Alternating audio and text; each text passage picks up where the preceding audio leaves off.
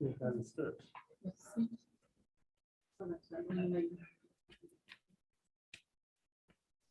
But they can see me when I'm standing.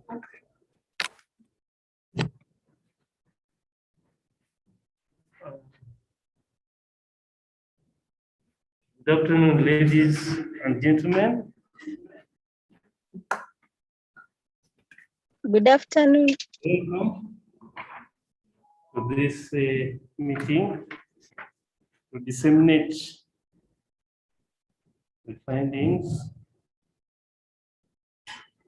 of a project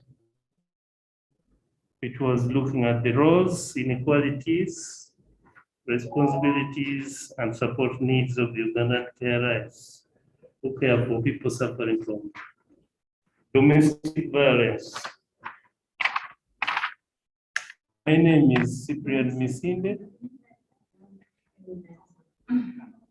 non-communicable diseases.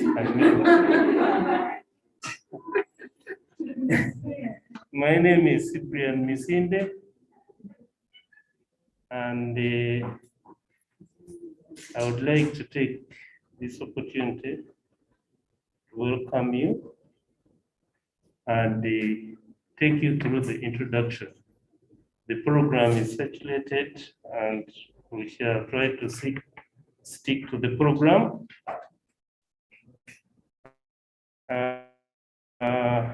As first registration going on, I incline to register. I would like to give opportunity to each and every person in this house to introduce themselves. And we shall also give opportunity to introduce those who are not here with us. Maybe I can begin from the extreme corner here. Hello, I'm Rose Nyonga. I'm the Vice Chancellor for Gladys University. And it's my second time to be in this room, I believe. Thank you, Dr. Spian. Thank you, Dr.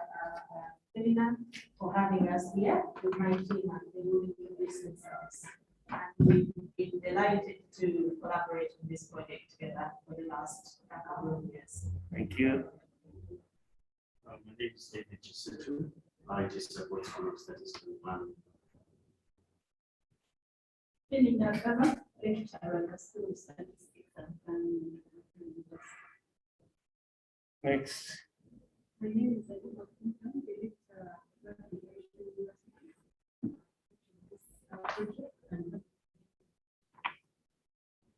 Yes.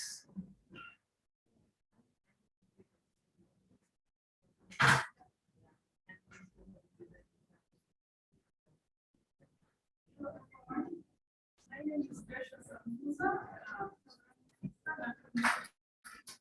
Department, you should know. Dr. Nirupuri, Dr. Manan, the Executive Director of the African Police Care Association. Of course, there will be. It's Dr. Manuel, you're welcome. Good afternoon, everyone. I work as the advocacy and research officer at the Political Brothers, and I'm representing our You're welcome. Hello, everyone.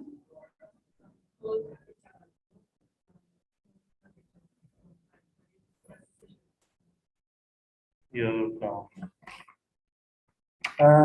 Those are the people we have. Yes, Angela, you should speak.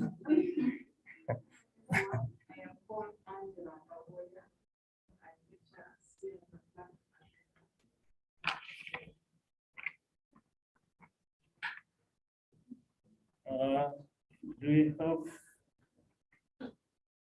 There are people online. We shall give them opportunity to introduce themselves as well. Others are yet to join. This project started from here. 2019, we had a workshop here. And out of that workshop, people brainstormed. And then an idea was born. Try to understand the role of carers who care for people with non-communicable diseases. And from 2019, proposal was written and the grant was good to do this study. The rest is history, as you will see in presentation. And it has given us something to begin a conversation about the role of the carers. As we shall be seeing, several steps were taken to reach the results. And I'm confident the people in this room and online are the people who matter in terms of the issue of carers and caring for people living with non-communicable diseases. We have Minister of Health represented, and I guess Dr. Mutwinji is on the way, who is the Commissioner, Department of Non-Communicable Diseases. We have Dr. Emmanuel, who is the Executive Director, African Palliative Care Association.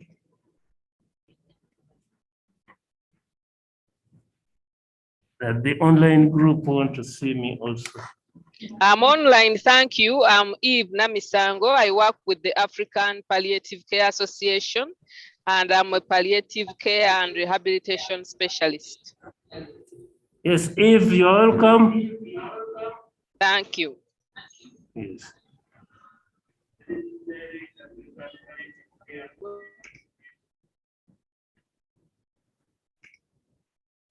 We have other people online.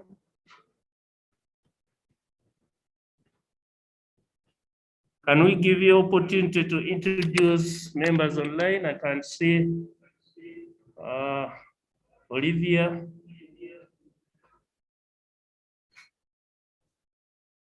Yes, doctor. I mean, in a very noisy place, but I can introduce myself.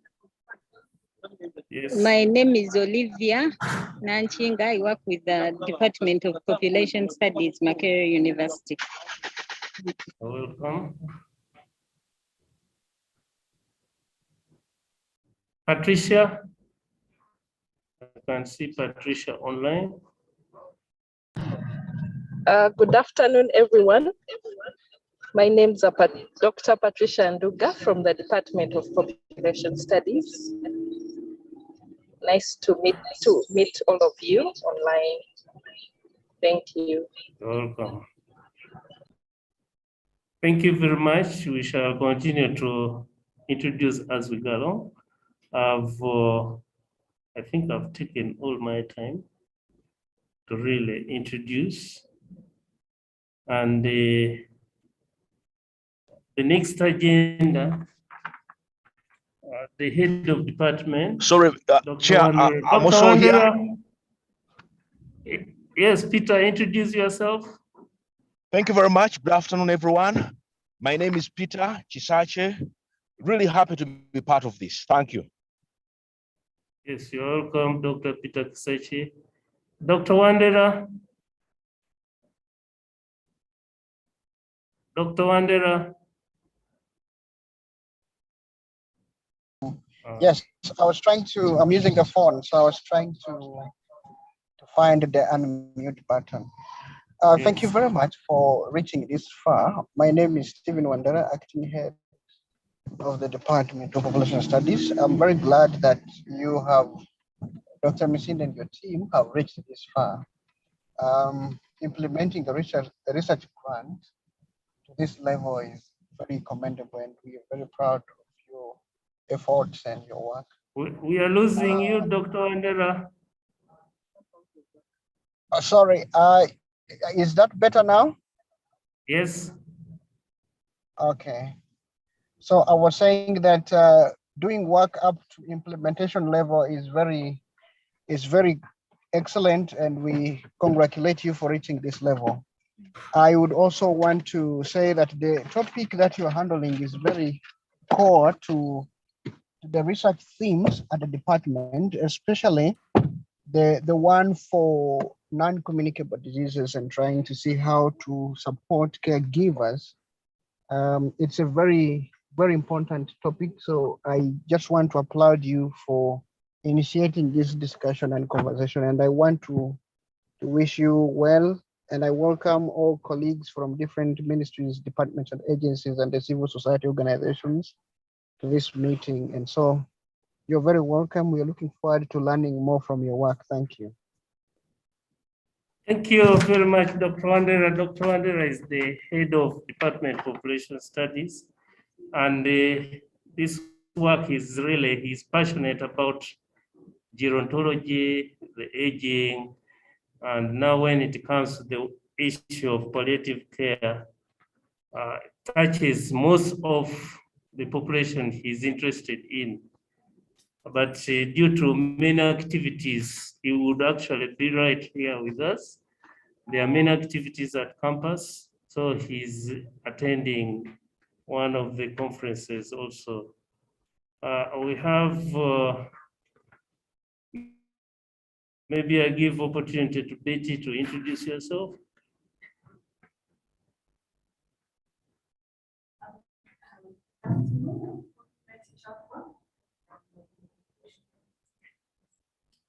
Thank you, you're welcome. I would like to invite Dr. Rose to give a remark.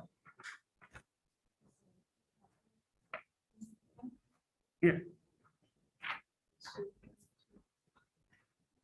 So we are going to sit, please see. Yes, yes, okay. Good afternoon, everyone. Pardon us that we will conduct this while sitting so that the participants online can also see us. Thank you very much for honoring our invitation. The team leaders for this project include Dr. Misinde, Dr. Lorna Montgomery of Queen's University in Belfast, and myself at Clark International University. And we have a large team that I'll introduce when we go through the PowerPoint presentation. We are delighted to have had an opportunity to collaborate on this important project. Clark International University's research themes align very well with this project, looking at non-communicable diseases, chronic illnesses, and then a subsection of that, family carers who look after hundreds of thousands of people every day at home outside of the formal sector.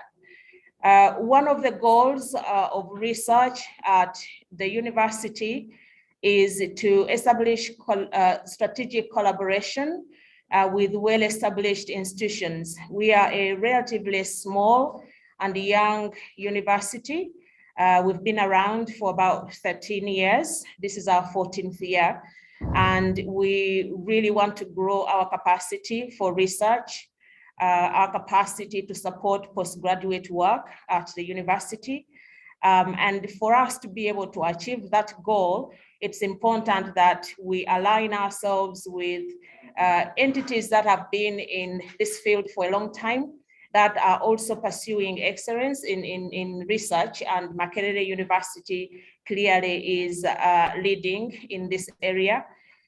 So we were also delighted to continue our collaboration with Queen's University because we have a long history with that university.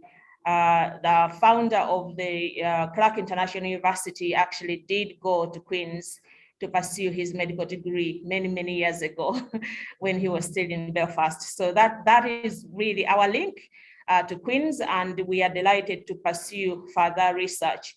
This work is just the beginning, as Dr. Misinde explained.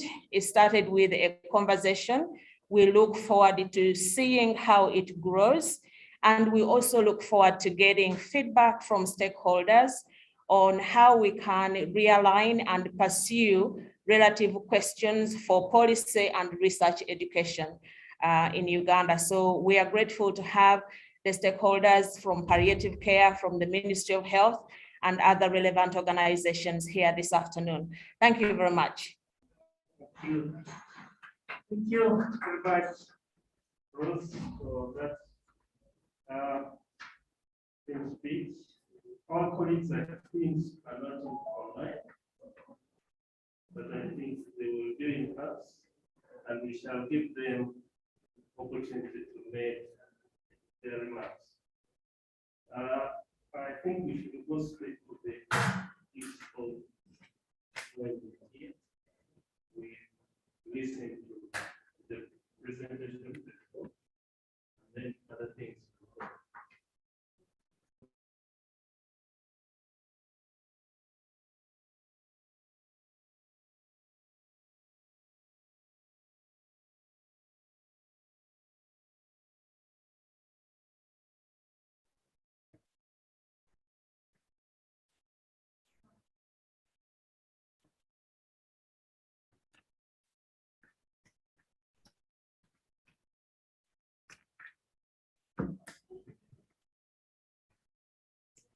Thank you very much. Dr. Cyprian.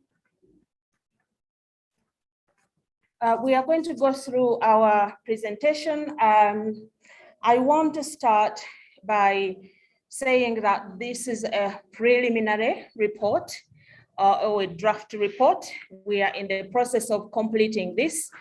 We thought it was necessary for us to have a stakeholder meeting to disseminate our results before we complete the report and print and send it to your respective offices.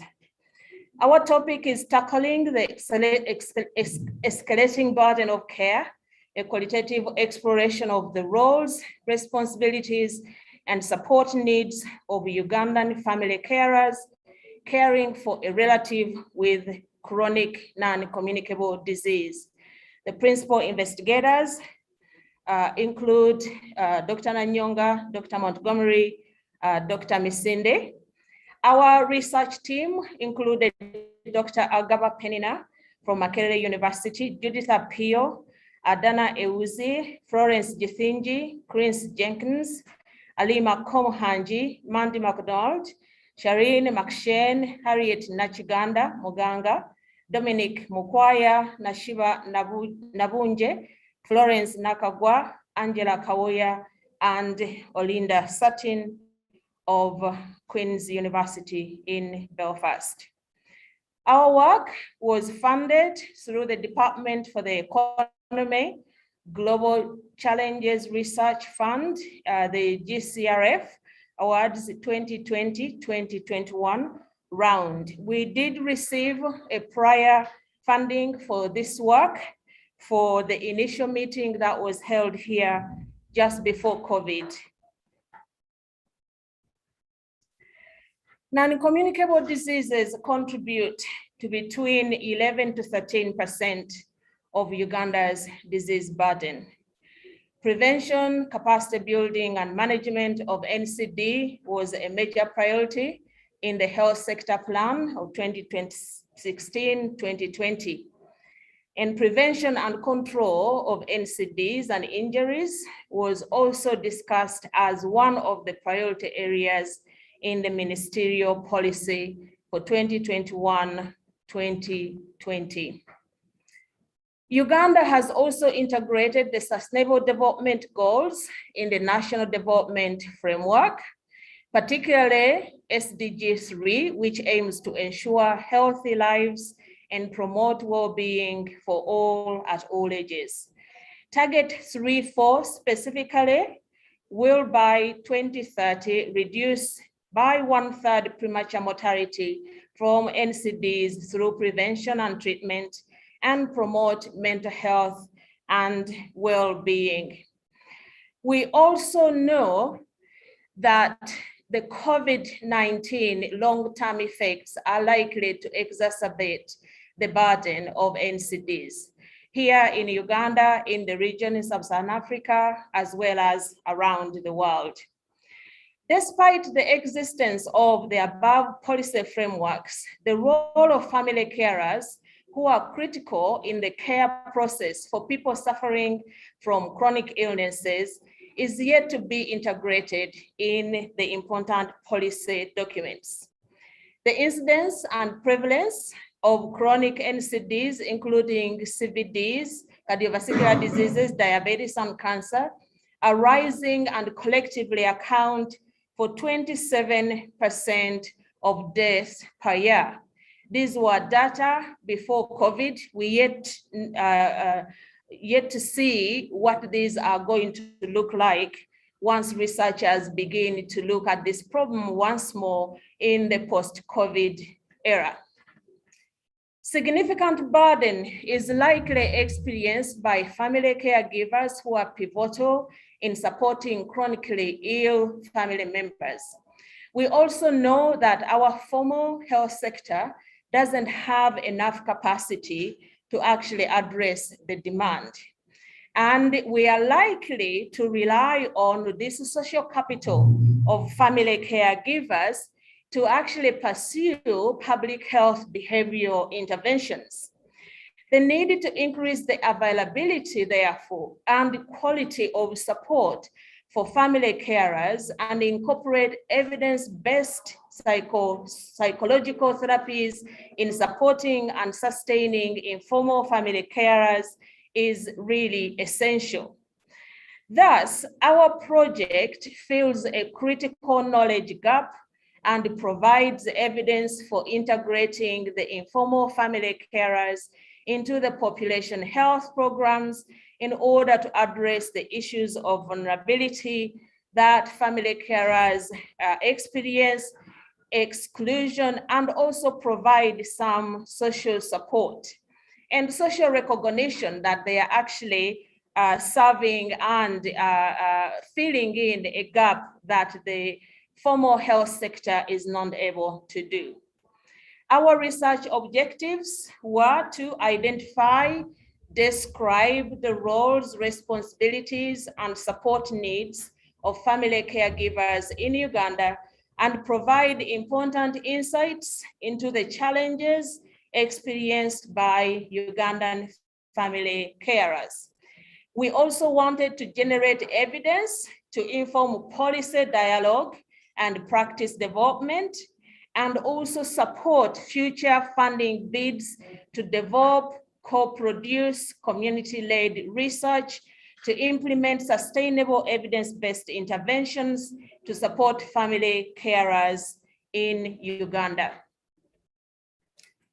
Our design was exploratory in nature, a qualitative design, and we collected data using focus groups as well as in-depth interviews. 2 Ugandan research assistants were appointed from the existing research team from Clark International University and Makerere University. The training of the research assistants to conduct focus group discussions and interviews was done by Queen's University in Belfast and Makerere University. Data was collected from 2 sites. Pardon me. Yes. Agaba, I need to move your bar. The data was collected from 2 sites which were purposefully chosen: Hospice Africa here in Kampala and the health center in Chotera. I need to move that bar. This. 1 minute.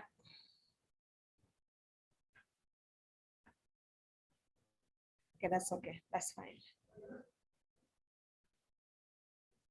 We'll continue that way.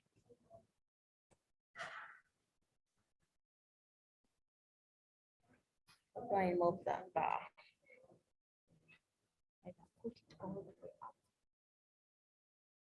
Thank you for your patience. I had a bar obstructing some of the content. We had 3 focus groups, which included the health and social care professionals, and then two groups with male and female family carers. The focus group discussions collected perspectives on the caring role, the support needs of family carers, and the attitudes of the wider community to informal caring. Participation in the study was voluntary and informed consent was obtained.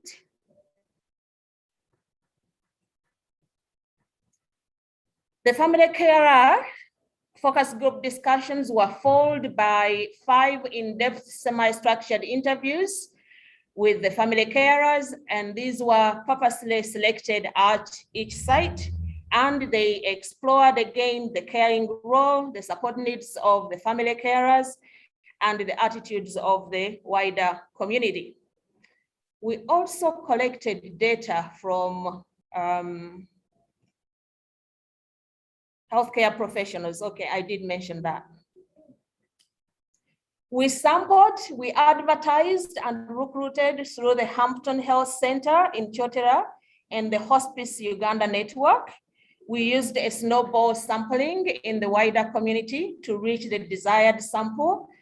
A healthcare worker and administrator at both sites acted as our gatekeepers, and they supported the recruitment of the respondents. For the health and social care professionals, we purposely sampled a range of health and social care professionals from sites. They had to be providers of care for patients with non-communicable diseases. And again, the gatekeepers helped to identify key health and social care professionals and invited them to get involved in the research by email.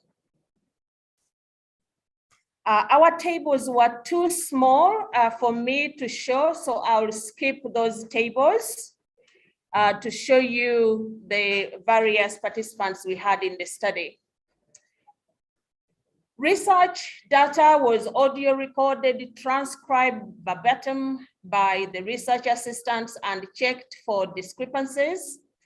The team collaboratively analyzed data using a thematic analysis, and the key themes were identified. We secured ethical approval for our study from the TASO, REC, and the National Council of Science and Technology. In terms of our results, we had 44 family carers and 19 health and social care professionals who participated in the study. Of the 44 family carers, 50 were female and 50 were male, which gives you a pretty good idea that males are actually engaging in this role of family caring and not just female family carers as we previously assumed. The average age of the respondents was 46 years old, and prior to becoming a carer, most held formal and informal employment. The non-communicable disease profile of the patients that they looked after included sickle cell disease, cancer, brain tumors, epilepsy, mental health related illnesses such as Alzheimer's disease and dementia. Some had multi-morbidities, cancer, HIV and AIDS, liver cirrhosis, diabetes, and hypertension, to mention but a few. Duration of care ranged from 2 years to 43 years. One of our carer had looked after his wife for nearly as long as they had been married. Characteristics of health and social care professionals, we had 19 who participated in the study. They included 9 nurses who are palliative care nurses, 3 doctors, 1 psychologist, 1 clinical officer, 1 counselor, 1 social worker, 1 NCD sedentary worker, 1 data manager, and 1 retired district health inspector. So we had quite a bit of diversity. All participants worked with patients with NCDs, and their work experience ranged from 2 to 50 years. Our key themes included the following: becoming a carer or adopting the caring role, beliefs about NCDs that were quite divergent, carer needs, determinants of care, carer support needs, health challenges, health systems challenges and recommendations, community attitudes, the role of a carer, carer challenges, and health and social care professionals challenges as well. So in terms of becoming a carer, the carer's relationship to the patient included, of course, being a wife, a husband, a son, a daughter, and sometimes a tenant. Most family carers took on the role as a result of the relationship they had, either by volunteering, or it was a family consensus decision, or it was a family obligation. They had no choice, and sometimes because they were a friend to the individual who was sick. As an example, participants, one of them said, "For me, I choose to take care of my wife because she is my responsibility. The second patient is my daughter, and the third one is my grandchild." So we had a lot of, a few carers who are in this dual role. The fact that they present with difficult illnesses is the reason I take care of my daughter and my grandchild. I wanted to read a few other quotes related to becoming a carer. Another participant said, "Why I'm taking care of that patient is because she's my elder sister and I am her follower. Because her immediate follower passed on, so it's me who follows her now. We have also been related by blood and have been good friends." And yet another participant said, "I am taking care of him because I am his wife, because I am the only child she has," another participant said. In terms of role learning, majority of carers received no formal training and had to learn on the job. For example, carers learned to read their patients' cues or warning signs for worsening symptoms. One carer said, "When my wife starts becoming aggressive in a way that she wants to spoil things at home, then I know she is hungry. Or when she refuses to remove her clothes for washing, or even combing or cutting her hair, then I let her be. She calms down and she is ready to comply with what I ask her to do."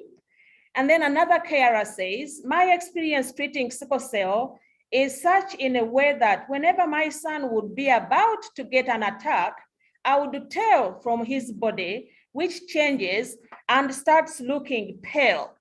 The eyes as well turn white and pale, and automatically that shows that he is about to get an attack. In addition, whenever he gets flu or malaria, we have to seek for medical attention immediately, because should we delay, he ends up in a worse state." Role adoption also required family carers to make sacrifices and adjustments to their work lives to accommodate their new and extended role. For example, one participant said, "I got a challenge when I used to work with World Vision, and I had a very busy work schedule by then. During that time, when I would be away working, my son would get attacks every 2 weeks and would be taken for blood transfusion. They forced me to resign from my job and come back home to take care of my son. My coming back helped a lot because if I had not done so, my son would be dead a long time ago." In terms of carer needs, various needs were reported by the family carers, including financial support for basic needs, employment needs, a desire to work because several experienced job loss, and several needed capital for new business ventures. They also experienced physical, psychosocial needs, including counseling, respite care, and training, and also caring affected, for example, their jobs and their employment, as I just read from one participant. And another participant said, ever since I started caring for my husband, all my businesses have collapsed. I used to have a poultry farm that would earn us a living, but all the money went into treating the patient. The other experience is that currently I'm the only one providing for the family, unlike that time when he was okay and he would support the family. In terms of community attitudes, neighbors, friends, and religious groups played a key role in appreciating and also supporting family carers. However, support often varied and community attitudes were not always positive or encouraging. One participant said, the community feel pity on me, but in our community, participant ID is very patient and kind-hearted, because when you look at the number of years he has been taking care of his wife, if it were any other person, he would have run and left the wife a long time ago. And I think other people think the same for some of us. Some community members encourage us. But another participant said, hey, now like what you have talked about, what we would like sometimes, we caretakers, when you go to the hospital, they don't particularly care about you. Maybe to check if you are sick, or they care about the patient you are taking care of, and sometimes they don't care about you. But because I think, okay, they do not care about us at all, they care about other patients. But even as caretakers, if you go to the hospital, they should take on you and tell them that you are sick of this, and they treat you. We would also get strength to take care of the person. The energy would be there, knowing that they will also treat us. We had some results that talked about the differences between the urban carers and the rural carers, where the rural setting was depicted as having more persons who are more responsive. If a patient, for example, came out and they went and ran off without the carer knowing, that the community would always bring them back. Some carers indicated how it's a lot more disconnected in the urban centers. Again, we are trying to look further to see if those differences are critical for our report, but I didn't include those in here in the presentation. The role of family carers for day-to-day activities was described in detail. Family carers described many roles they perform to ensure the well-being of their patients who suffer from NCDs, including basic needs, medication management, spiritual and emotional support, communication with the family, and so on. The provision of basic needs, including feeding according to the health worker's advice, physical care for the patient who cannot care for themselves, such as changing their position, lifting them, feeding them, bathing, cleaning for them, and many, many others. One carer stated, because they tell me how to administer the medicine in time, to measure for her what to drink in time, and the small meals that she can manage to eat. Now I am used to that at night I wake up 3 times to give her what to drink, to change her because she cannot do it, to put her on the toilet because she cannot do it by herself. I have experience in all of that now. The time she is supposed to take medication, I understand all of that very well. While another said, I do the following things. I make sure they get things like food, which is important in their life. And mostly my grandson needs food more than anyone. Then another thing is that my grandson can move a mile away from home. So part of the care I provide is security to ensure that he does not move from home. My neighbors also help watch. And sometimes when the boy moves away from home, they call me. Carers also gave spiritual and emotional support, and they also acted as the link to communicate between the wider family members as well as the healthcare providers. A wide range of challenges were identified across both sites, including stigma, the emotional burden of caregiving, the physical burden, balancing multiple roles, risk and fear of disease transmission, relational issues, a lot of marital disruptions as a result of one family member becoming a carer, logistics, finances, information needs and lack of support. Prevalence of health inequities were described in detail, and in terms of distribution of care, and carers also reported a lot of care access challenges. For example, one participant reported, when they go to the hospital, sometimes they come back after they have confirmed their NCD illness. They come back home after taking or swallowing the drugs. They come back and tell you the drugs are over and I do not have the transport to take me back. Some time back, there was a patient who went to this health center and their pressure went up to 250. They asked the patient to be admitted and the patient is like, no, doctor, I won't be admitted. Let me just rest here a bit. When it goes down, I'll go back home. They returned back home, but after some time, they came back to me and I suggested they go back to the hospital and they said, no, I'll not go back. My heart does not pump as much as before. I even do not have the transport. And this was just one participant who reflects a lot of other reports that are similar.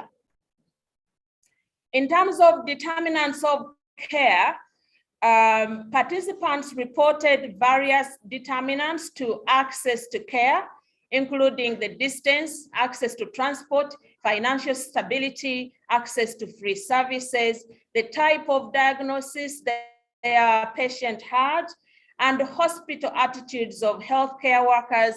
And of course, cost was also important. Some participants mentioned money determines where to take the patient and the care in each facility. The other thing is putting God first. It helps to adhere to treatment in hospitals instead of thinking otherwise. I first see the condition of the patient. The condition of the patient determines where to take that patient. And then another also mentioned, you look for a place nearby where you stay. Because transport becomes a problem, you look for a nearby place. And then another said, another thing you look into your earning to see what money you can manage. It can be that the facility near you is expensive for you to manage, yet it is where you can get free support and you go there. One of our themes had to do with these divergent beliefs about disease. There was a wide range of beliefs on disease, on medicine, and on coping. Family carers described the importance of non-medical and traditional beliefs, as well as the role of spirituality and the church in providing support. Some reported the need for more knowledge regarding herbs. One participant said, yes, even the adherence becomes a problem, checkups are a problem, the diet is a problem. There's something I have remembered that patients are using. People are using marijuana, and yet they get very positive feedback. They have very big changes and they have registered good results. Someone tells you, even I'm feeling light now, I even do my work better. So there is a lot to explore there. Another participant said, another thing that is happening right now, for example, in the carers, we don't know whether we have any accurate information on the effectiveness of herbs. And yet people, however much you tell them that we are not having any adequate information on these herbs, they are using them. Actually, more than the drugs you give them. Actually, even us, we don't have any research that is telling us that these herbs do not work, or these herbs are dangerous to the patients. So we find ourselves just telling them, don't use the herbs, but when they use them, they tell us that the herbs are working. And we have no basis for telling them these herbs do not work. As you can see, not only was it the patients that were struggling with having adequate information, evidence-based driven information, but the healthcare professionals were also struggling with the same. In terms of support needs, the categories of support included family support, organizational support, support for the patient, and also support for the carer.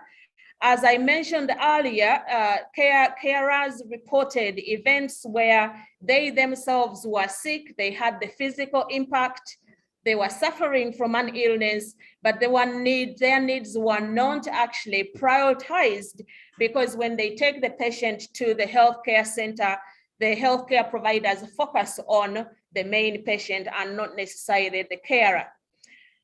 One participant said, actually, you find those categories of patients who will need financial aid, and once you have financially supported them, you have changed the entirety of their life.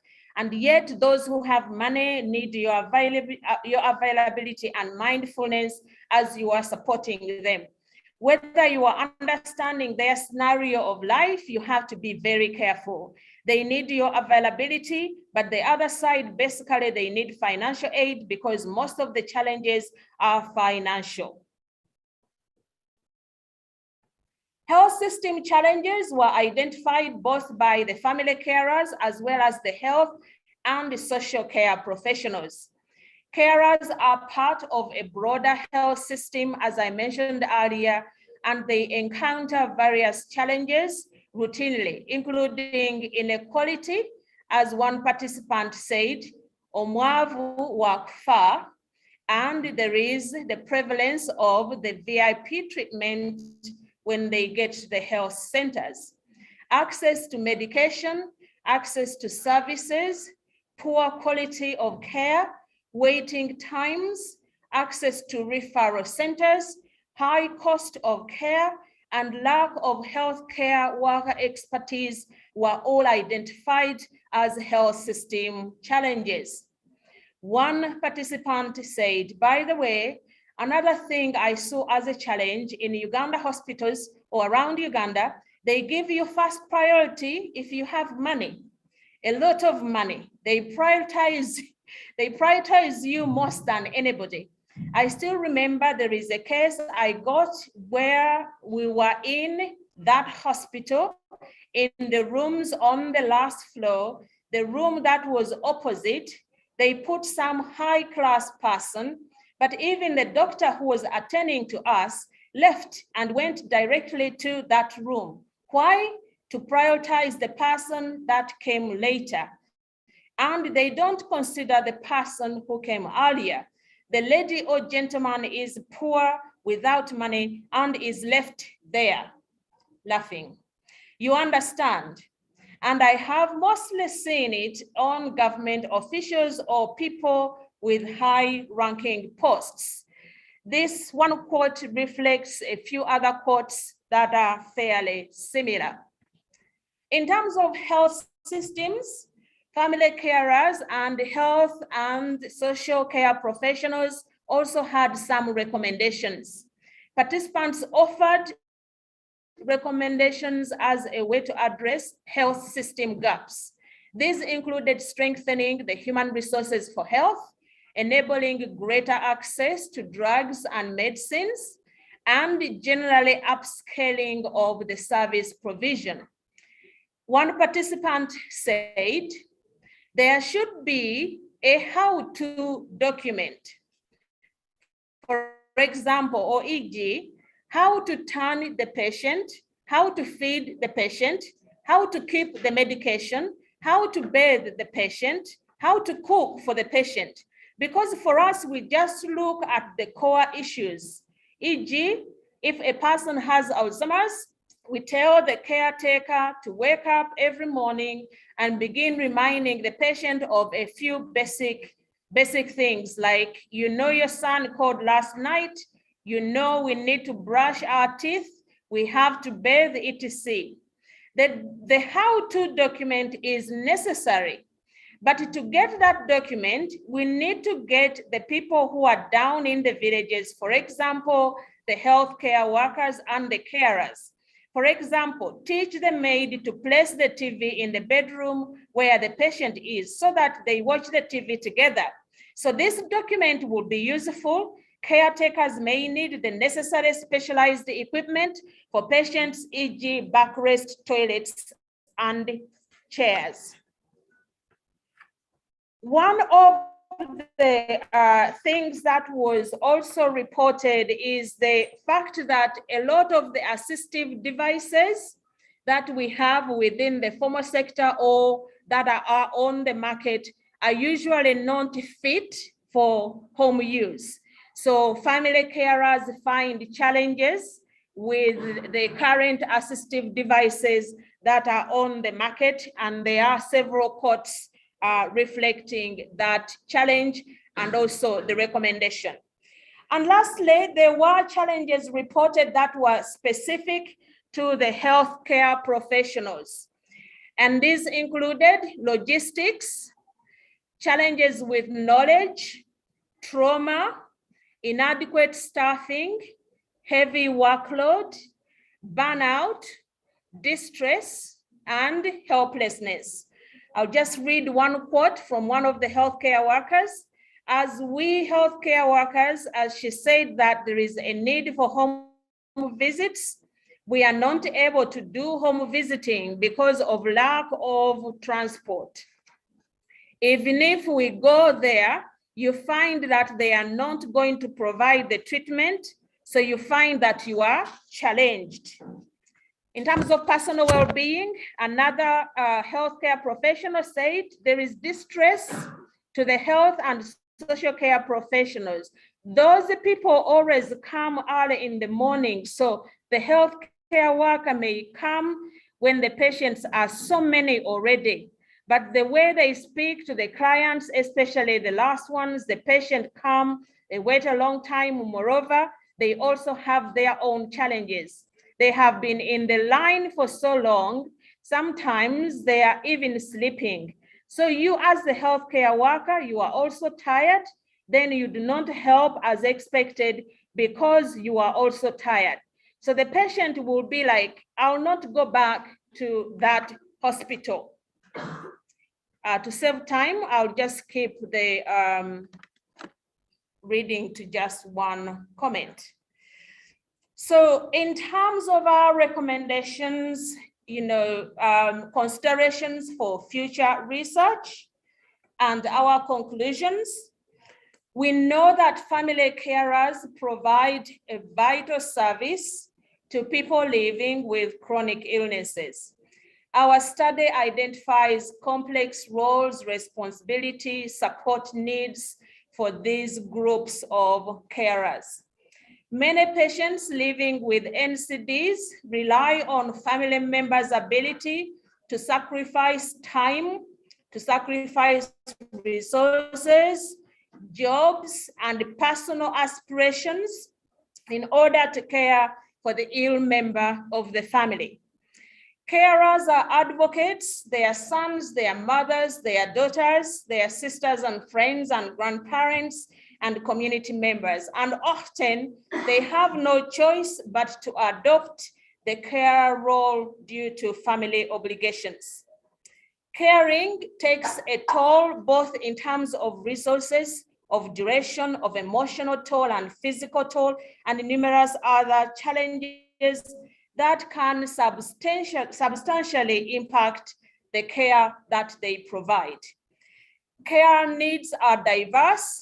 There's a lot of loss of livelihoods, which means carers become dependent, and some carers are also patients, and their needs are not often prioritized within our formal health system.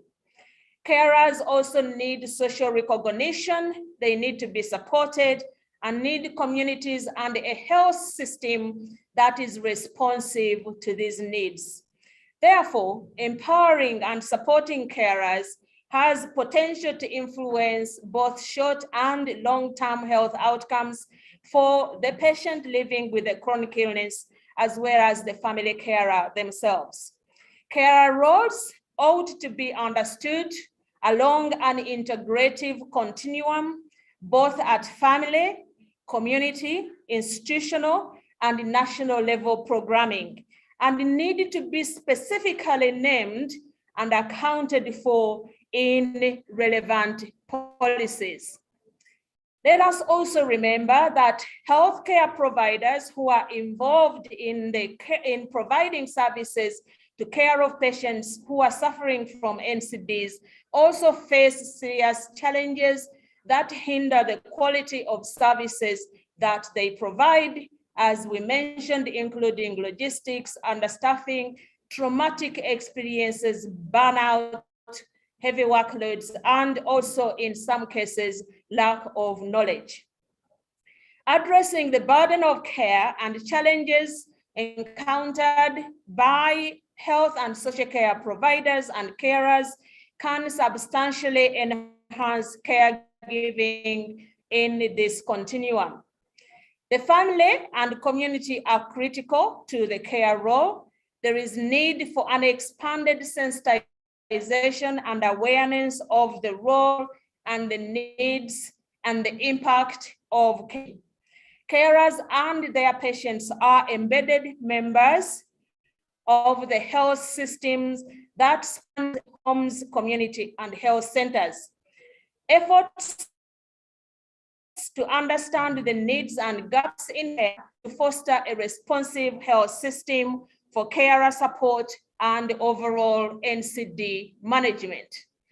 Our recommendations are preliminary. Again, as I mentioned, we would like to hear from the key stakeholders who are also involved in this work.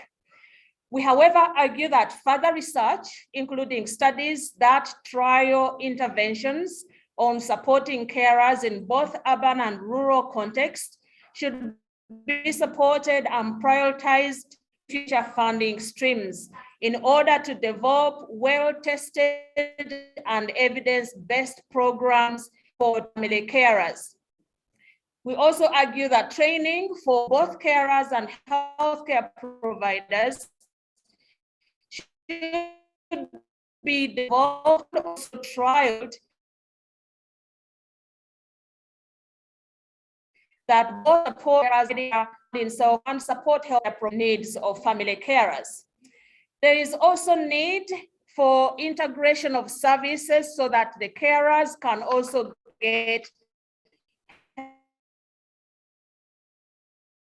health checks and treatments and support to health and needed so that we include family carers into population health initiatives for NCD management through national health plans, research, and education. In conclusion, our next steps, further the validation of our results with study participants through member checking has been organized for both sites. Dissemination of key findings with groups of key stakeholders, including Ministry of Health and NGOs. We are doing that today.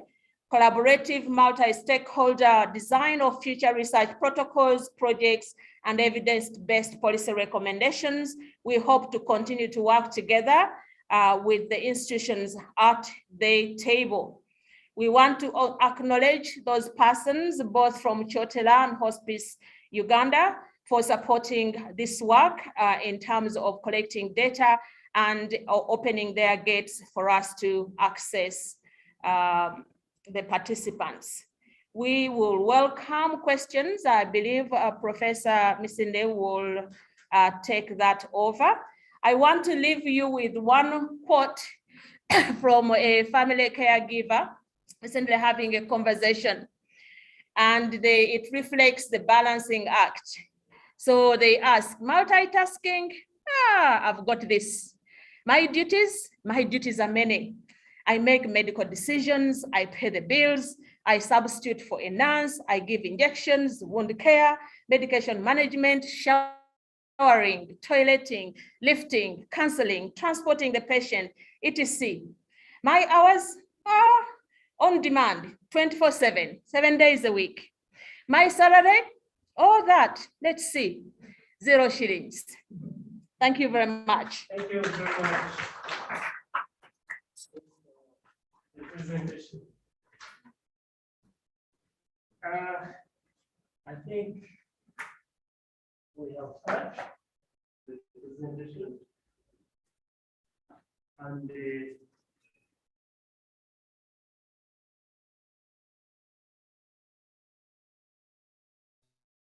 like what we said earlier, a big conversation about the life of carers and the people they care for. Initially, one of the things we did was to do a scoping review of the literature. And we realized that there was actually, within the scholarly literature, there was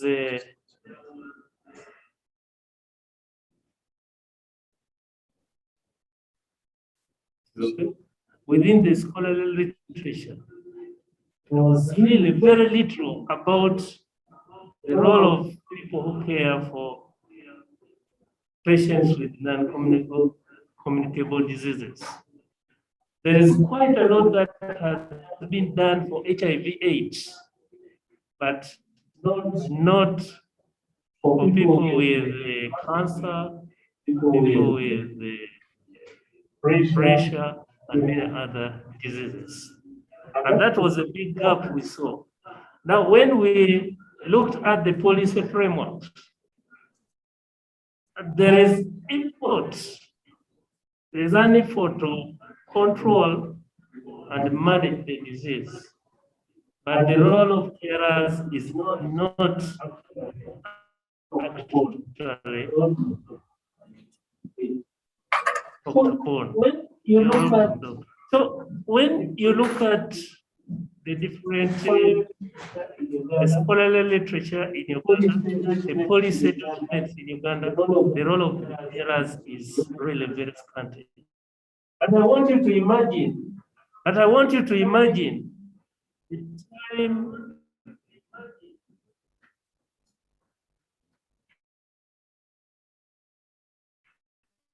the time these carers spend, and these patients spend with the professional health service providers. If you try to apportion the time, you will find that maybe 80% of the time is actually spent with the carers, not with the professional service providers. And this has implications. Again, when we are looking at this research, we also need to look at the settings. We are talking about the family environment. We are also talking about the hospital environment, and we are community resources that influence care and influence also the health of the people. We need to understand all these in order to help the carers to support the people they care for. I don't want to talk much. I want to open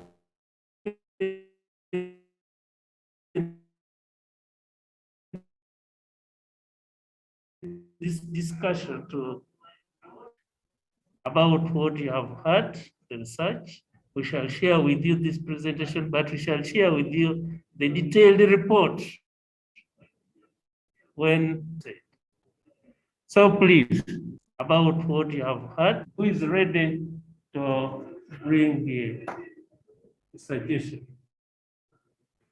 Discussion, comment. Alima, can you take over? Yes.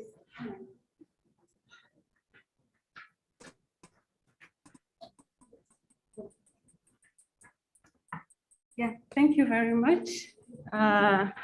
So thank you, Dr. Rose, for the presentation.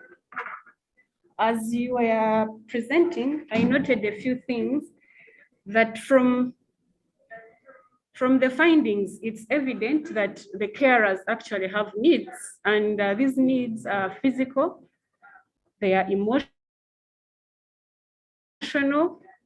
as she mentioned. So in preparing care packages, we need to consider all these needs as we notice that they are really vital for their role. And then whoever is dealing in anything to bring down or reduce the prevalence of NCDs should take the needs of the carers seriously, because the carers can easily become patients themselves. As you noticed, the role is overwhelming. When you look at the day-to-day care activities that they actually offer, they are so intense that the carers themselves are likely to actually develop high blood pressure. They actually get depressed. So it's really relevant that if we are to reduce the prevalence of NCDs, then we need to also look at the needs of the carers as they have been specified in the results. And there is the other point that she mentioned, which was about the myth. Yeah, there are still myths that actually exist out there. And it's not only among the carers, even the health service providers themselves, there is still a lot of use of herbs in the treatment of these NCDs. So what do we need? We still need to have that education. And as she started to present, you realized the characteristics of the response. We had 50-50, both male and female.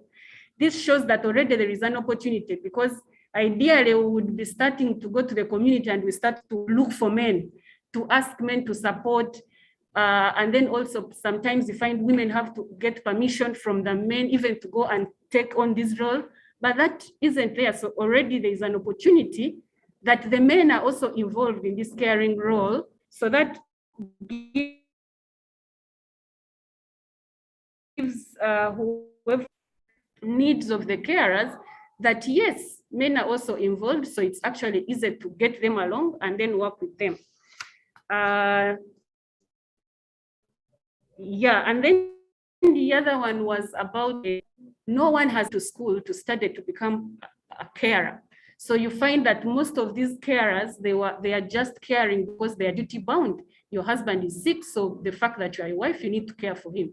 Your child is sick, so they are just caring because they think it's their responsibility, they think it's their duty to do that. And most of them, they really don't know what to do. As you notice that they learned on the job, that because the patient does A, B, C, D, then it signals that, oh, I need to do this. So if whoever is designing a package actually says, let's actually offer some formal training to people that are caring so that they actually don't need to learn as they care. They can actually already know what to do in case they are faced with these challenges. And then the other one is about the healthcare workers.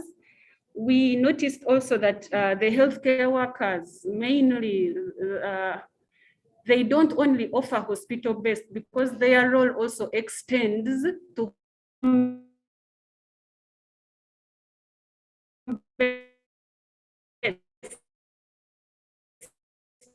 so you find that they are also care extends. So in the training that is offered, are they able to integrate both hospital-related care and home-based care for these workers? They can support the informal care at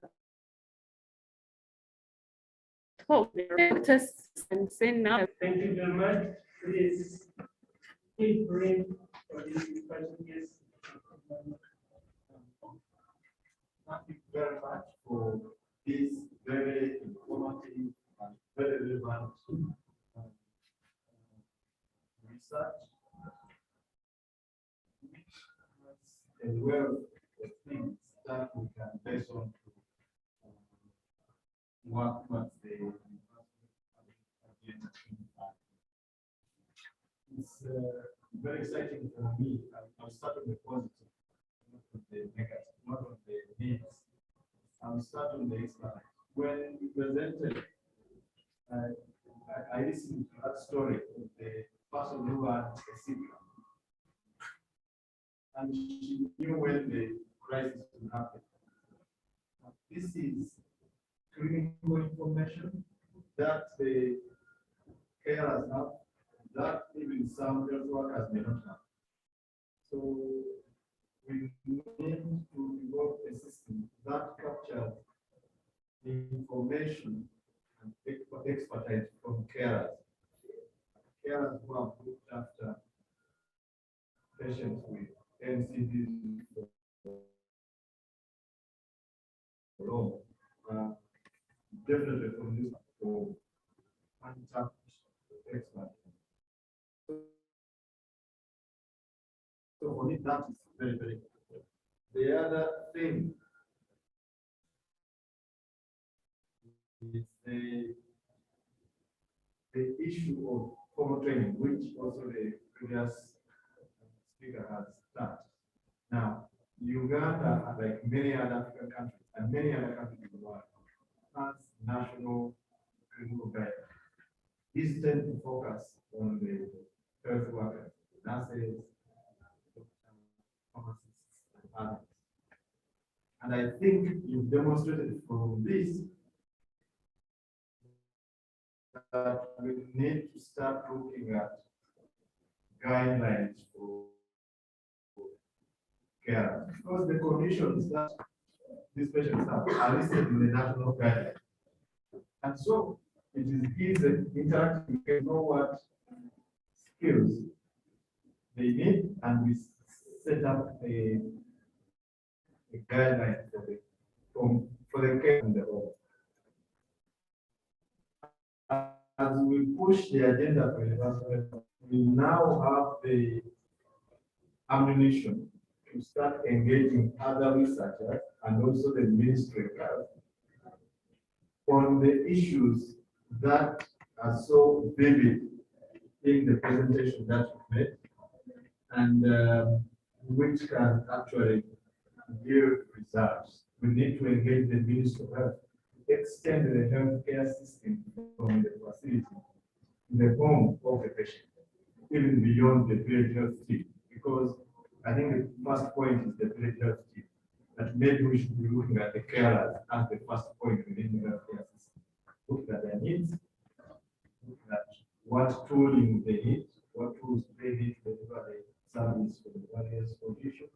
Because the health workers don't go into home to change the they don't go there and turn the patient. I heard you talk about that very nicely, about turning patients. And we have a system that touches the home and engaging the home and linking that to the guidelines that should be in the vernacular of patients. We don't have, okay, we say we are very diverse as a country, but we can start by converting that into maybe 6 or 7 languages. Once we go, that we need to advocate. I'm going to be a bit verbose because you touch so many things that are critical. The issue of money is for me the needs that patients have, that their family caregivers have. To hear that somebody has lost a job, look after the family. But then also her chickens the business of the chickens cannot proceed because she's busy looking after. And we don't have a system for looking after such a person and their family. I think that's something that we also need other people that are not here, the social development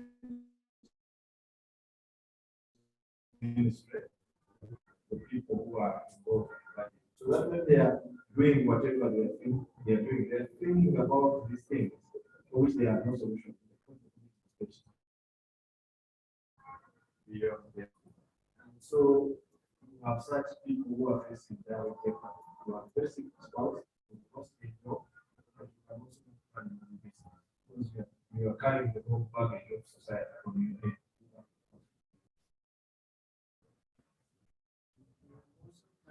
The issue of patient transport. I don't think it's very possible for us as a country to invest in systems that transport patients. I honestly think it's there an issue. And that can be done as part of the, even if we engage in the guys who are designing the parish model, that in where you are developing the parish model, one of the things that takes out people's money is transporting patients to hospitals. And they are very well modified ways of transporting patients. Why isn't that part of the parish model? And the parish maintains the thing for themselves. So again, we need to look as we develop our points of dialogue with the sectors. These are things that we can capture. My other point is on the interdisciplinary nature of the response that is required to address this issue. That's the big issue. So it can't be Minister of Health alone. It can't be Minister of Finance. It can't be Minister of Social Development alone. It can't be local governments. It is a linkage of a number of entities, including the religious groups, that all work towards one national goal and able to develop the community resources. As I end, so that I give other people opportunity to talk. This is definitely a wealth that you amass in this study. That's why I like quantitative research. It brings out things that the guys with the numbers, the rush of not very important. But we now need to engage other researchers. You gave us the figures of the burden of LCDs in the country.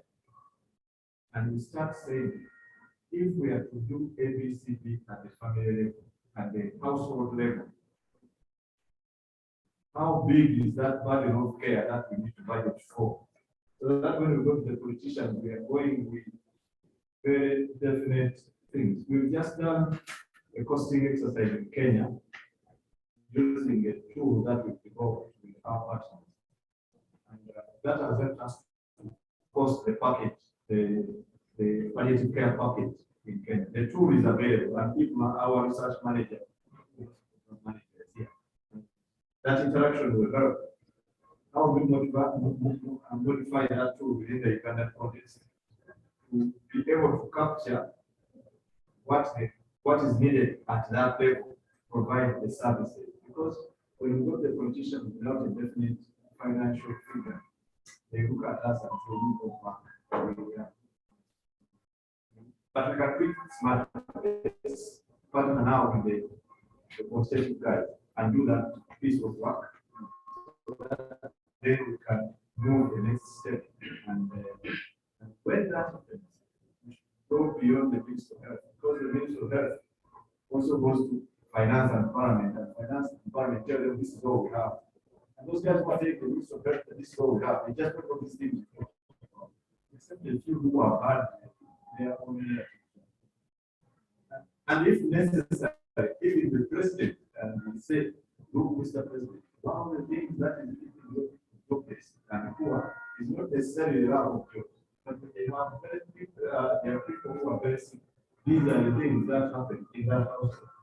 And kids don't go to school because one of the carers, the son, I think, or somebody, the wives or husbands cannot go to work because they have somebody in home. They cannot do their own business at home because they explain business because they look after. So for me, this has been a fantastic thing, and you can count on the African Political Association to partner with me. Thank you. What I would say, actually, we have not seen the other side that carers have wealth of knowledge that also need to be documented.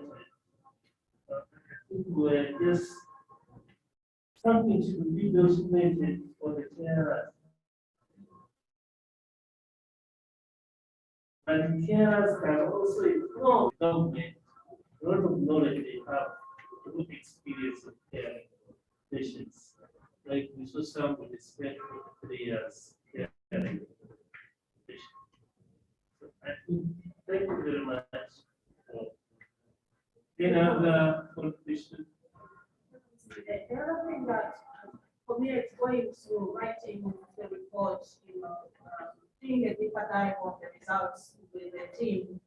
One of the assumptions I make sometimes for family carers of chronic illness patients is that they're just dealing, and then it will over, and they will go back to whatever it is that they were doing. But in looking at 44 family carers, we realized that wasn't actually the case. Yes, some of these patients were in palliative care, but it was taking 2, 3, 5 years, 43 years of somebody's livelihood is looking after their loved ones. And I think that warrants consideration. And you're right, during that time, what kind of knowledge have they been able to amass? But the other issue was for me, if the lens that they have, the way they experience the healthcare system, the former healthcare system, their experience of that healthcare system. How do we recreate, that system to account for that experience so that they begin to have better experiences with the healthcare providers, and they see these healthcare providers for a very long period of time. Thank you very much. Yes, please. Thank you very much, Mr. Roach, for the excellent presentation, and congratulate the do very well done. And for me, I wanted to see more of the gender differences in the caregiving market. They have been issues around stigma against male caregivers, the risks of facing GBV, depending on the gender of the carer. And I think that's one thing we should not let go through the cracks and to move this agenda forward. And I'm glad that we are having this conversation in non-communicable diseases. Now, WHO is a person-centered care, and the model is called the Santana model of care. And this entire dialogue forward to that Santana model. And I really want this team to move this agenda forward and make this reality. And we should pay attention to these multiple identities. There I was married, now I'm looking after a partner. There are so many things which are not in between there. Violence, there are sexuality issues, there are parenting issues, and the conundrum of things. So how identity comes to attention. And I have that we should be looking at business model to care people and to start with our departments. What this is exactly how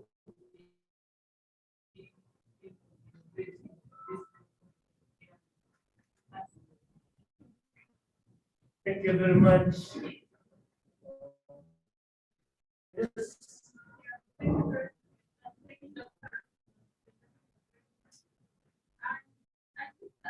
That clearly demonstrates that much as we want to think that the patient belongs to the healthcare system, belongs to the home, and actually given a greater percentage. I think one of the key things that needs to come up in the recommendation is when you're talking about NCD, you shouldn't just be talking about numbers and treatment. Because even when a patient is on treatment for 20 years, they are not in hospital for 20 years. They might be in hospital for maybe 6 months, the rest of the time they are at home and the burden is given at home. So there must be some sort of information that public talks about caregiver and how they can be supported, or how the home care program can be improved in terms of training. I don't want to repeat everything that we talked about, but what information can we get even at health facility level? What are the healthcare workers talking to them about care at home? And I'm very positive to the guidelines for carers. I hope the NCC team from the Ministry of Health can carry this forward, and I hope they can involve the team in terms of guidelines. Thank you very much. You're free. Yes. Yeah.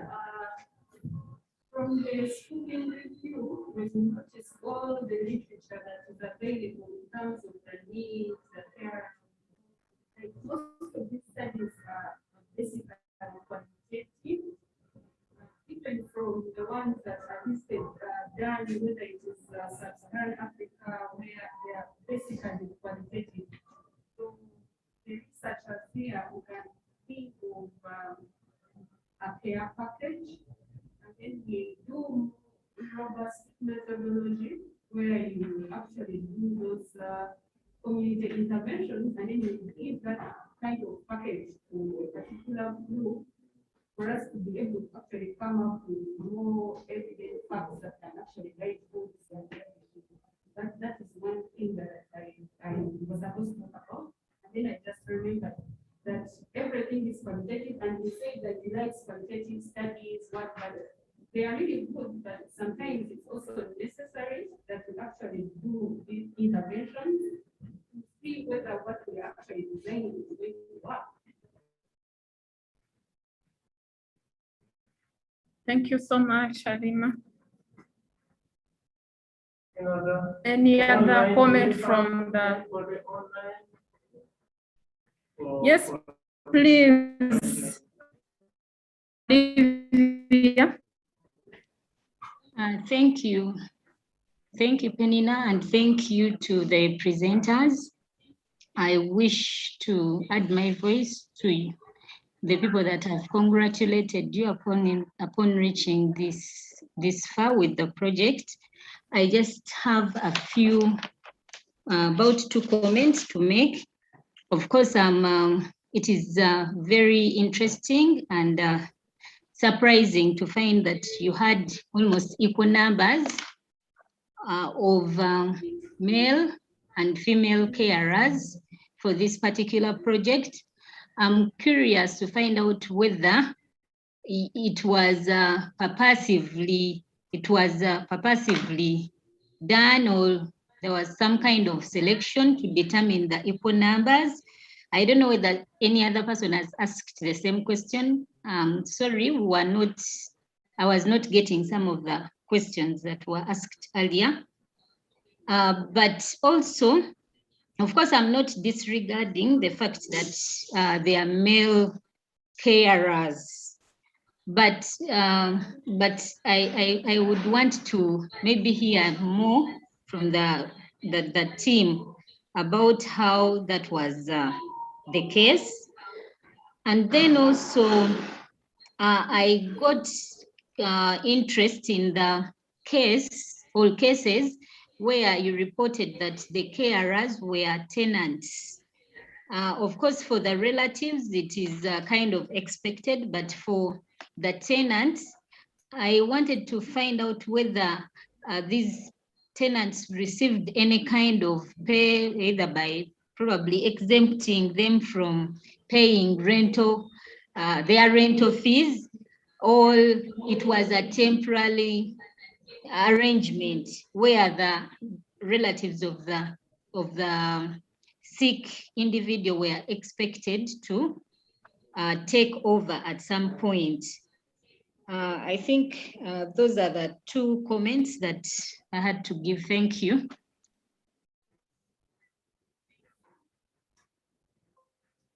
Thank you, Olivia. Any other comment from the online audience?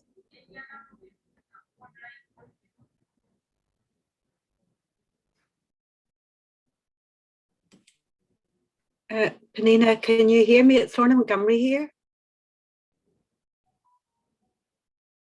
Yes, please. Yeah, so I've just, my apologies, I didn't get online at the beginning of the presentation, and I really just want to bring greetings from Queen's University in Belfast, who was as one of the partners in this collaboration, and to express my thanks to Clark International and McCarry. We have worked together on a number of projects over the last few years, and I think it's a very positive collaboration. I think this was an excellent project. I want to pass on my thanks to Share Uganda and to Hospice, and I look forward to seeing how we can publish and develop further our findings and recommendations. So thank you very much, Penina.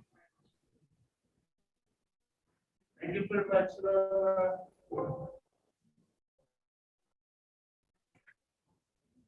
Thank you very much, Lorna. That was one of our collaborators from Queen's University, Lorna Montgomery.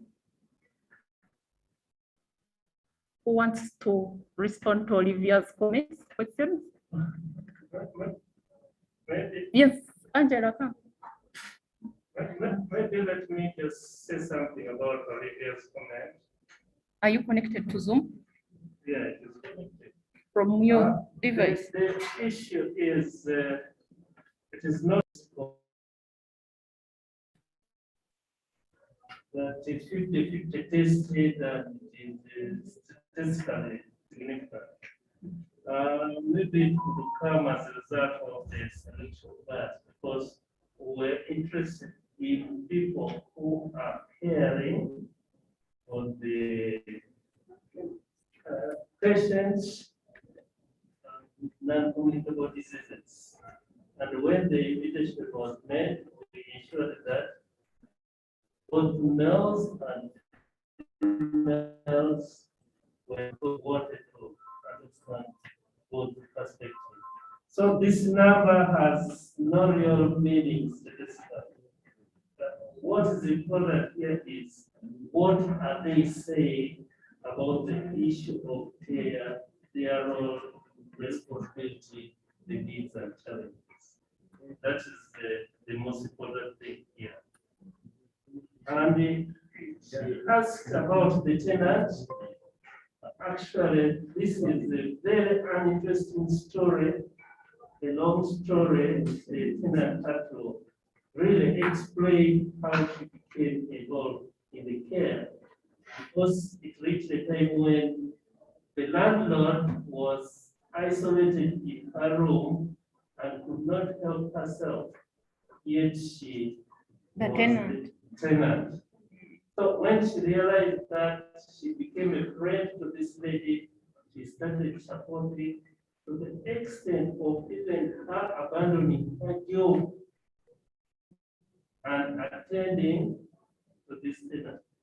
That's later on the children of this tenant would come to see her, but would not stay with her. So the tenant continued to look after the children.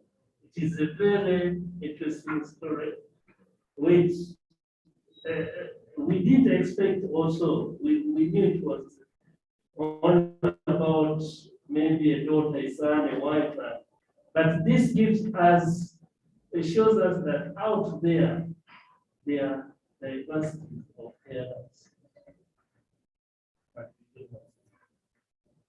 Yes. Yes. And maybe to add to that, because the parents and the landlord develop a friendship, kind of brings out the role that the community sometimes either given or gives itself to involve themselves in the caring of so, like also the Pharaoh said, in one of the cases, actually, the neighbors will talk up here and there. So, for the community that we live in, actually, communities can support carers in ways that have, when we see they have emotional needs, for example, like appreciation. I know we had a thing on that, what the community support is, that appreciation, and that kind of gives them some of that emotional component that support they need. I remember whenever we were discussing this, there was that component that the rural community has more of that community support compared to the urban carers. And so that when we are dealing with those collaborators and give people that. And it is interesting to note that that was happening in Kampala. Yes, that was a scenario in Kampala. There is someone who mentioned about stigma and about it. When I reflect and remember about that particular case, actually the person was caring for an HIV patient With and cancer. the patient had an open wound. It was cancer, both with HIV, and then at the point she actually did not have what to do because she said at the time she would actually dress this patient who is her tenant, but using her bare hands.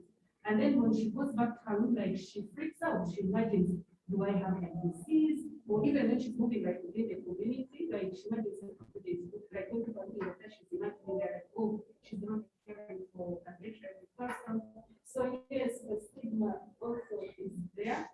And even these guys, as they are doing their role, because they are nursing from home, some of them they actually lack the material to use. So that's why she will be like the gloves those people from the hospital, sometimes they will run around with, and then she has to use her own hands, to clean a septic wound, and then she's also afraid because the patient actually also has HIV. So it's just double. Yes, I want to make a comment about your gender differences. Some of the things that emerged in our study that were quite interesting is how the female carers all reported to a certain extent disruptions in their marriages, where some of them actually lost their spouse as a result. But the male carers didn't report any of that. And there are also instances where the health and social care providers were called upon to actually intervene because the husband, either if there is an in-law that is being looked after, therefore the husband no longer has the conjugal rights because the space being negotiated amongst all the family members, including the mother-in-law in the house, somehow interrupted that regular flow of interaction between husband and wife. And I think it's critically important to do a deeper dive again on just those differences, but also the burden of healthcare providers where they are taken away from the usual clinical work to actually call the husband now to start intervening in the marital affairs. We do have a lot of experiences from the female carers narrating these kinds of experiences. Actually, even psychosocial support, most of the men don't require that. They just wanted financial support. They were like, things of caring, if you have money, but women, of course, they needed the emotional support, the nutritional support. So that is a very interesting research area to look at the techniques in terms of gender. Thank you very much. Yes. Thank you so much.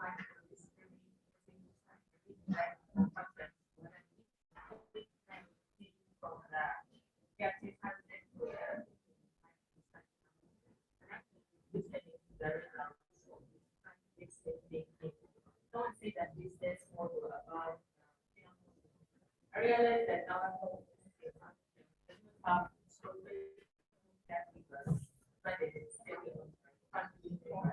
and there are other people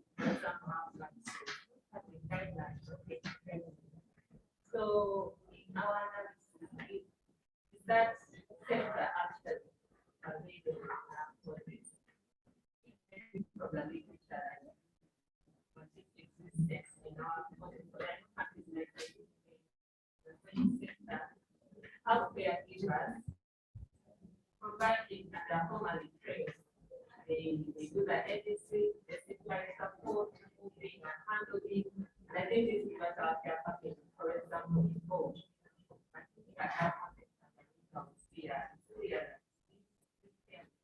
by the informal sector who are related to that.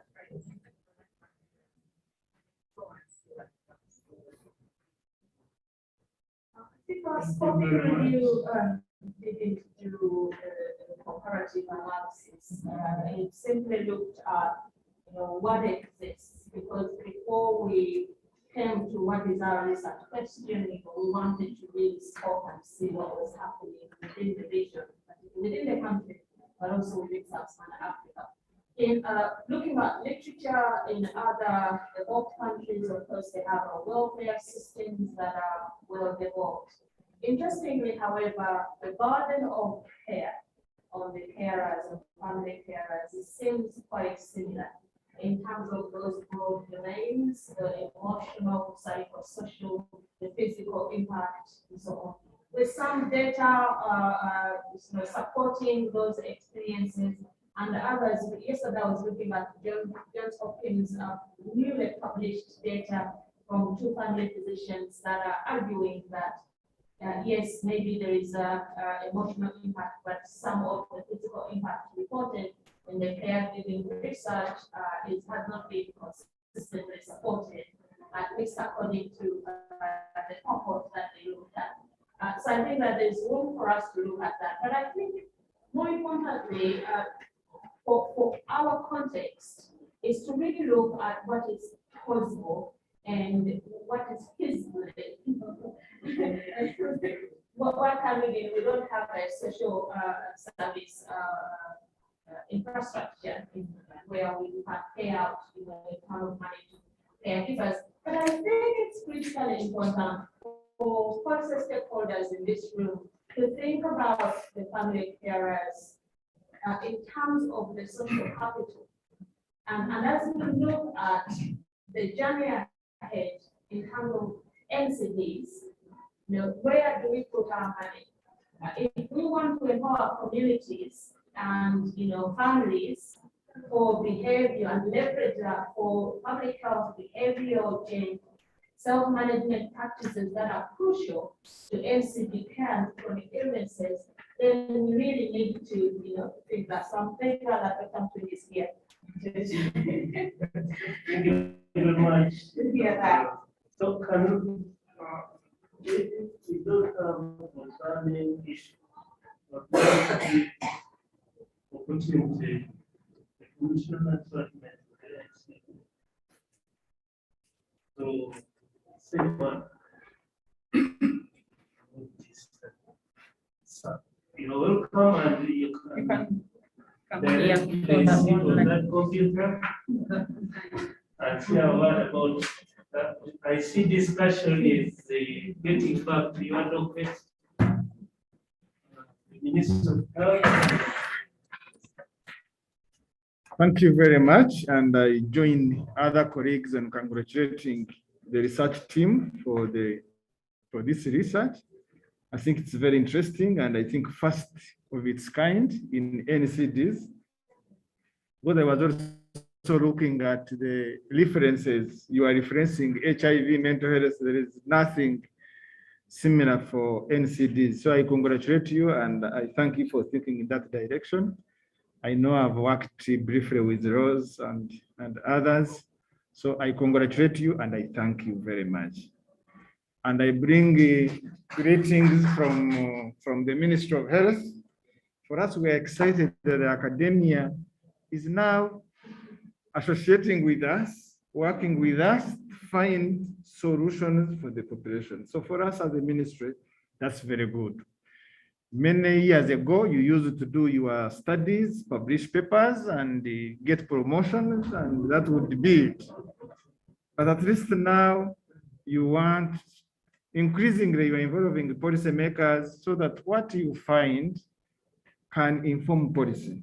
So we want to thank you for that. And even today morning, actually, somebody came to my office, wanted to do a study on challenges of children with diabetes type 1. They come to us, we tell them what to eat, what not to eat, but when they go to school, how do they manage that? And for me, there I'm excited and thank you very much. Some studies, you do studies to find answers, but again, you come with many questions. And I think this is one of them where you have found, you are coming up with many questions that need further study, but at least we have a beginning. I missed the presentation of a report, but I have been listening carefully on the reactions. I found my colleague and friend, Dr. Emmanuel, giving his reactions, and I thought those should be actually closing remarks. Because really, apart from all of this you found out, and there are many questions, and I can't say that the ministry has answers. I think together we should find answers. And this again emphasizes the idea of multi-sector collaboration, because most of these questions are not for us as a health sector. And let me tell you, our training focuses on a patient. Unfortunately, for us, we focus on a patient. We focus on a patient, the patient should do this, this, this. We have not looked into all those challenges the caregivers get. And it was, a learning experience listening to you. What we take for granted. For you, we think we should prescribe the medicines. We tell you, do A, B, C, D. We've done our work. But we are not looking at this person who has lost a job, but even after losing a job, he cannot even do a business because his chicken business will also, because he doesn't have time for it. But for us, we want you to get hypertensive drugs, want to get diabetic drugs, want to get these drugs, they should be there because the doctor has prescribed. I think it is something we need to reflect on. And I don't know who should answer this. I don't think you should give all these questions to the health sector. Please, I don't think it is the Ministry of Health to answer this. I think we have Ministry of Gender, labor and what, and social what? And social development. Some of these maybe they could come and we sit together and find solutions. We have other sectors, the civil society, the academia, because I'm not going to say that we're going to start budgeting for transporting patients from their homes to the health facility. And yet it is very necessary, isn't it? Because if they don't come, they will not get the care. And the purpose of us, the health sector, of saving a person and becomes productive again. Because for us, when we treat a person, it should go and be productive again. Even staying at home alone is not enough. We want that person to be productive. But if we don't do these other things, that person will not be productive.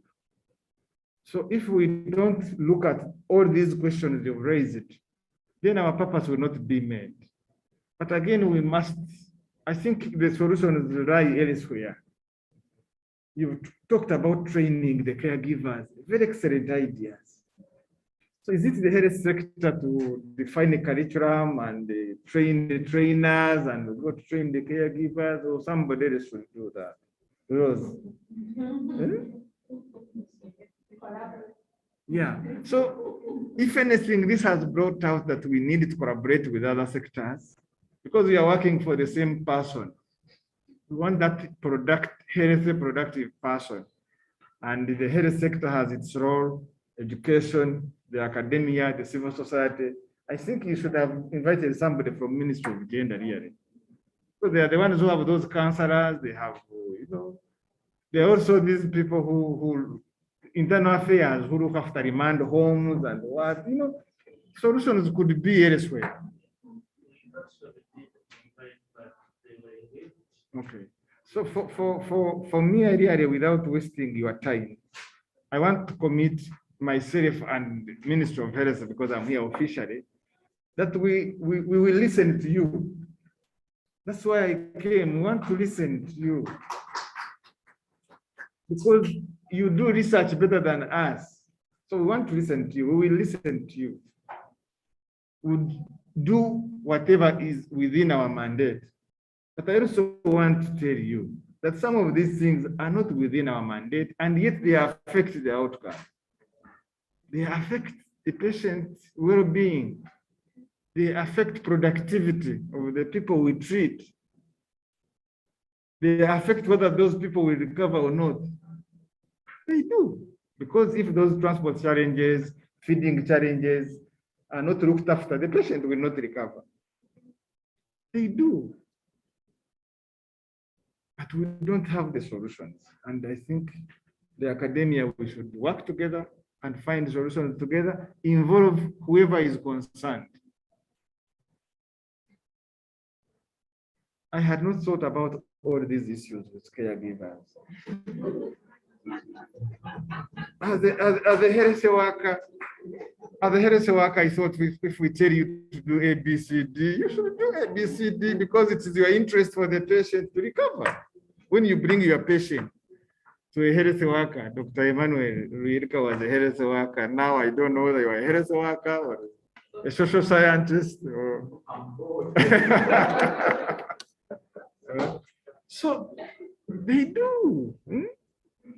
We thought when we write a prescription and explain to you that you have diabetes, you need to reduce on the sugars, you need to eat vegetables and fruits.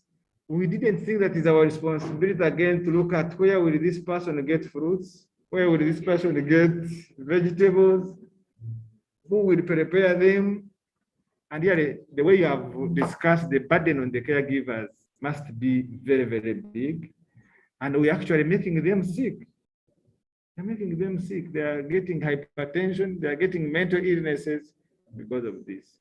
So I think this is a wake-up call that we are ready to partner with you.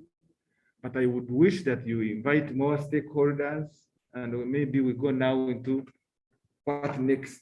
The implementation of these recommendations should be with a bigger stakeholder, and we sit and we analyze and we say, this is what we need to do. And I hope in your recommendations, you have different sectors that you have.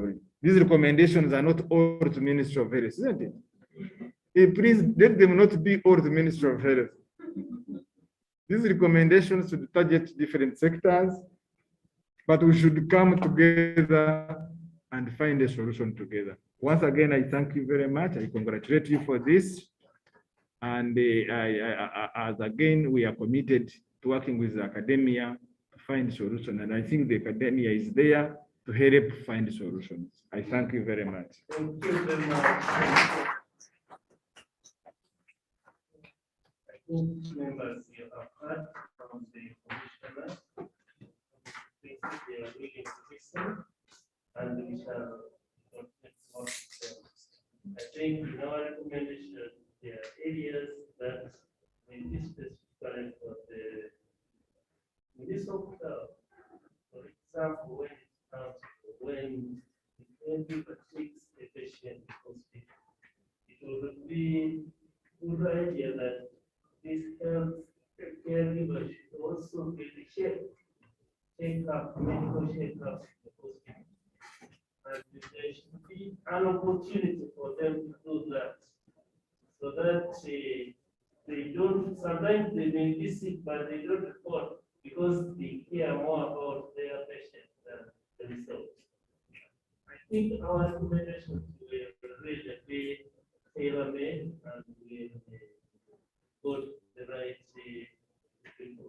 We thank you very much, Commissioner, for accepting to come.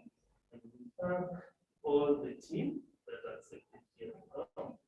I would like to say one thing. This journey has just started. We need more collaboration.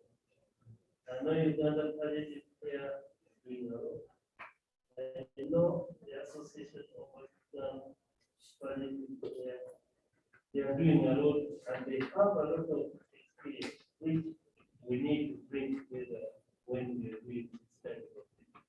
And I think the purpose, the objective of this is to get people on board so that we can sit and even write grants together in order to facilitate these processes of say writing a protocol for the caregivers, documenting the knowledge of the caregivers, and many other things to be done. And that's the one objective why we are here. We are really happy that you accepted to participate with us.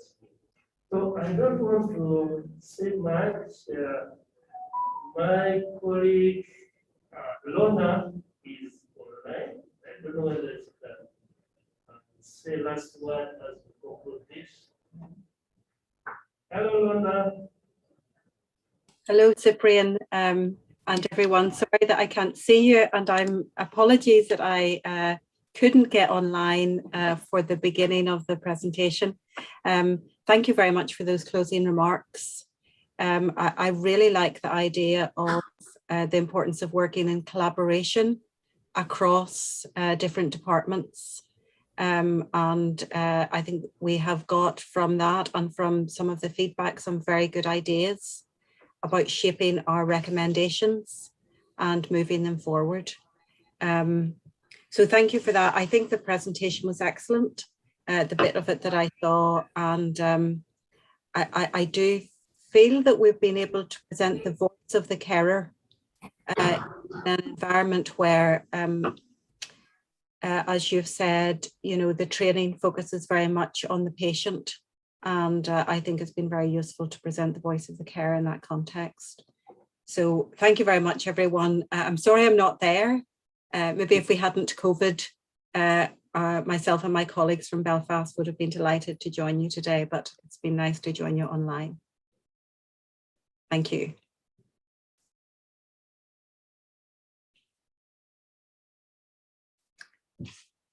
Okay, thank you, Cyprian. People are missing you so much. The whole team is missing you here.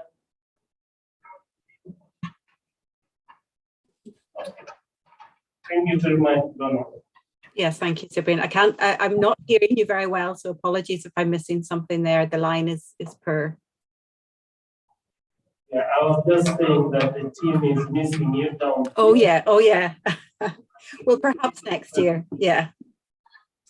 Yeah, it was a lovely team. I think that we worked well together, and I very much admired the dedication and skill of our researchers in Uganda. So that was great. Angela, Penina, and Alima, and yourself, Cyprian, and Dr. Rose. I mean, I think that you pulled together very well in spite of needing to change things because of COVID, and I think have an excellent outcome. Thank you very much. So members, I think we are done with this. I thank you very much for participating. I request that